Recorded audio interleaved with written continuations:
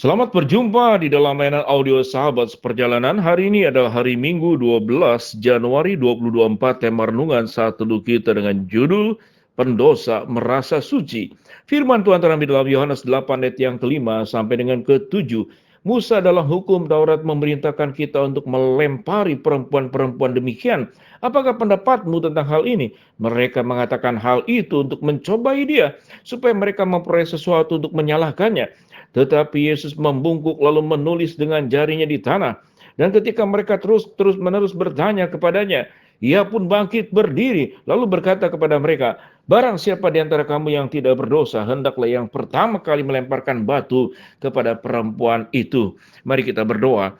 Bapa yang di dalam surga, kami ingin terus belajar supaya kami tidak menjadi pendosa yang merasa suci, tetapi kami bagaimana menjadi pendosa yang berjuang hidup suci.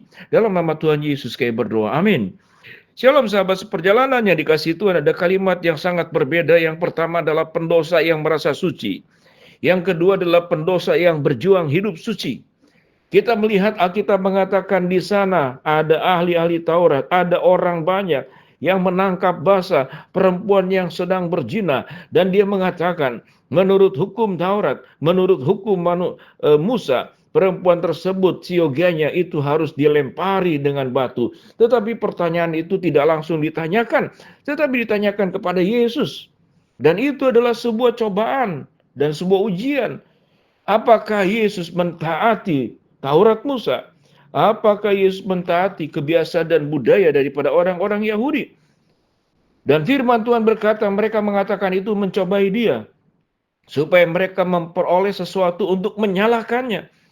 Tetapi Yesus membungkuk lalu menulis dengan jarinya di tanah. Apa yang ditulis oleh Tuhan Yesus dengan jarinya di tanah? Tidak ada catatan dalam Alkitab. Tetapi ayat 7 dikatakan, dan ketika mereka terus-menerus bertanya kepadanya, ia pun bangkit berdiri dan berkata kepada mereka, "Barang siapa di antara kamu yang tidak berdosa, hendaklah yang pertama kali melemparkan batu kepada perempuan itu."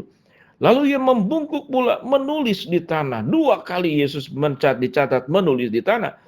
Tetapi setelah mereka mendengar perkataan itu, pergilah mereka seorang demi seorang. Mulai dari yang tertua, akhirnya tinggallah Yesus seorang diri dengan perempuan itu yang tetap di tempatnya. Lalu Yesus bangkit berdiri dan berkata kepadanya, "Hai perempuan, di manakah mereka?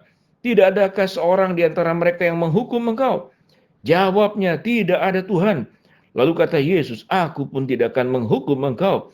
Pergilah dan jangan berbuat dosa lagi mulai dari sekarang." Apa kesimpulan yang kita pelajari pada bagian ini? Sahabat seperjalanan, setiap dosa tentu akan mendapatkan hukuman yang berasal dari Allah. Setiap dosa pelanggaran dan hukuman itu sangat tergantung Tuhan sendiri. Apakah Tuhan akan memberikan hukuman ringan? Apakah hukuman berat? Itu hak prerogatif Tuhan. Atau tatkala seorang berbuat dosa, apakah Tuhan akan memberikan pengampunan? Tidak melakukan hitung-hitung sama sekali. Di sana pun adalah hak prerogatifnya Tuhan. Tradisi Musa, tradisi yang disebut di dalam kebiasaan-kebiasaan, itu ada 2 bagian. Bagian tradisi yang diciptakan, dibuat oleh manusia, berdasarkan kesepakatan komunitas manusia di mana itu ada. Kita tahu dengan jelas tatkala dalam dunia modern ada aturan dan hukum. Tatkala seseorang melanggar hukum, tentu dalam dunia modern tidak main hukum rajam, hukum gantung, hukum pancung. Bahkan ada orang yang dihukum mati dimasukkan ke dalam sebuah tembaga. Lalu kemudian orang tersebut ditutup. Lalu tembaga tersebut dibakar, orang itu hidup-hidup ada di dalamnya. Itu adalah sebuah tindakan-tindakan yang dilakukan oleh manusia di dalam aturan-aturan yang ada. Kalau kita pergi ke Singapura, ada sebuah aturan. Kalau kita tidak boleh memberi makan burung di tempat-tempat umum, kita tidak boleh meludah, kita tidak boleh membuang sampah. Itu hal sederhana. Pada prinsipnya hukum adalah untuk menciptakan ketertiban. Dan hukum adalah sebuah kesepakatan yang dibangun dalam sebuah komunitas. Dan di dalam hukum Allah pun kita tahu dengan jelas. Setiap manusia, tidak hanya perempuan yang berzina, setiap kita masing-masing. Jangankan dihukum rajam, setiap kita siogianya kita itu disalibkan. Kita seyogianya setiap kita masing-masing melewati yang namanya Via Dolorosa. Kita dipakukan, tetapi setelah kita disalibkan pun kita tidak akan mendapatkan keselamatan karena kita semua adalah orang-orang berdosa. Ada hak prerogatif Tuhan, bagaimana Tuhan mengampuni, menerima orang berdosa. Dan itu dilakukan oleh Yesus. Tetapi Yesus tidak mentolerir dosa. Dosa tetap adalah dosa. Dosa itu yang ditanggung oleh Tuhan Yesus. Jawabnya, tidak ada Tuhan, kata perempuan itu. Lalu kata Yesus, aku pun tidak menghukum engkau. Pergilah, jangan berbuat dosa lagi mulai dari sekarang. Kesimpulannya, apakah kita menjadi pendosa yang merasa suci seperti ahli Taurat dan orang-orang banyak, orang Farisi? Orang-orang yang dikatakan dalam kumpulan orang banyak. Kalau kita lihat catatan di dalam ayat yang pertama sampai dengan ketiga, tetapi Yesus pergi ke Bukit Zaitun, pagi-pagi benar ia berada lagi di bait Allah, dan seluruh rakyat datang kepadanya, ia duduk mengajar mereka. Tetapi ahli Taurat, orang-orang Farisi membawa kepadanya seorang perempuan yang kedapatan berbuat zina, dan perempuan itu ditempatkan di tengah-tengah. Ini adalah pendosa yang merasa suci. Siogianya kita adalah orang-orang pendosa yang justru memang kita berdosa, harus merasa berdosa dan berjuang bagaimana hidup suci. Kalau pendosa yang merasa suci, maka pekerjaannya adalah mengurusi dosa-dosa orang lain, dan dia tidak mengurusi dosa-dosanya sendiri.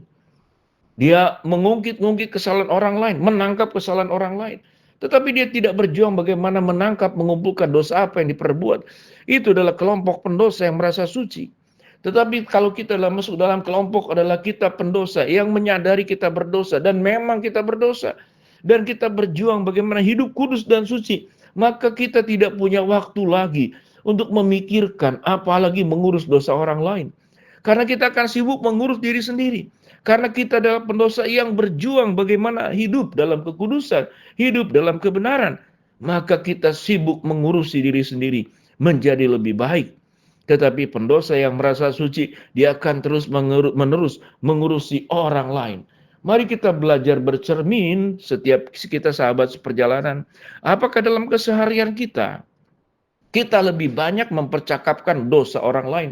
Orang itu berzina, orang itu mencuri, orang itu korupsi, orang itu rumah tangganya berantakan, orang itu bertengkar, mantu dan mertua tidak cocok. Orang lain dosa-dosanya yang kita bahas. Itu adalah pendosa yang merasa suci, kebiasaannya berbicara tentang kekurangan orang lain.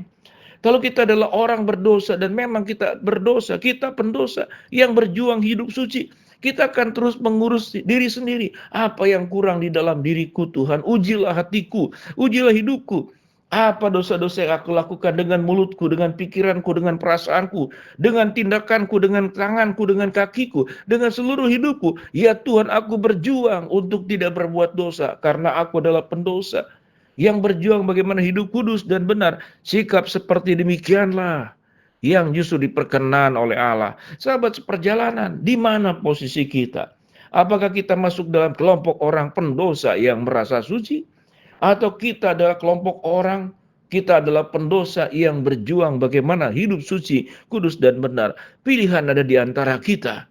Pendosa yang merasa suci, semakin merasa suci, dia semakin berdosa. Pendosa yang berjuang hidup suci dalam keberdosaannya, dia akan berjuang bagaimana hidup semakin benar. Mari kita berdoa. Bapa dalam surga, terima kasih buat kebenaran firman Allah yang kami pelajari. Hamba-Mu berdoa buat sahabat seperjalanan yang sakit, Tuhan jamah sembuhkan. Sahabat perjalanan yang sedang menghadapi masalah, Tuhan bukakan jalan. Yang sedang berdoa mengharapkan sesuatu, Tuhan kabulkan dengan waktu, cara, dan di dalam kehendak-Mu. Di dalam nama Tuhan Yesus, kami menjadi pribadi adalah pendosa yang berjuang hidup suci. Amin.